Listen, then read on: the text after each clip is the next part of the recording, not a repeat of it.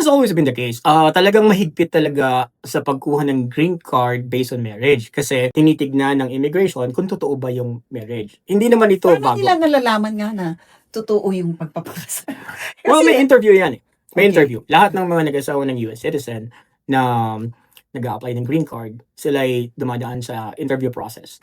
And then they would have to submit documents showing na talagang totoo yung marriage. nila. So, ibig sabihin, commingling ng funds, commingling ng resources, and then may mga witnesses dapat na makakapagsabi na talagang totoo talaga yung kasal.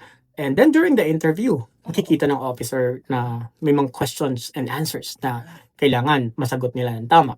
So, that has always been the case. And hindi namin yan in-encourage, of course, kasi napakalaki ng consequence. Anong Okay? consequence? Well, unang-una, yung US citizen na pumasok into a sham marriage, they're facing jail time and very stiff and huge penalty. Kung ikaw ay foreign national or Filipino na pumasok sa ganyang marriage na hindi naman totoo at nahuli kayo during the interview, hindi kayo pumasa, magkakaroon ka ng permanent bar from getting a green card. Oh, wow. So kahit in the future, meron ka ng opportunity to Yeah. get a green card kasi nag-asawa ka na ng totoo, Oo.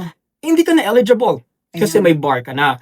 So there's a lot at stake. So we always tell people, wag kang pumasok sa ganyan. And then aside from that, yung fear na anytime you could be arrested. Like right now, there's a growing fear among undocumented immigrants na anytime you step out of the house, pwede ka arestuhin. Diba? Hindi ka secure. Imagine mo yung araw-araw, dala mo yung nervyos na yon. Right. Hindi healthy yun, ha?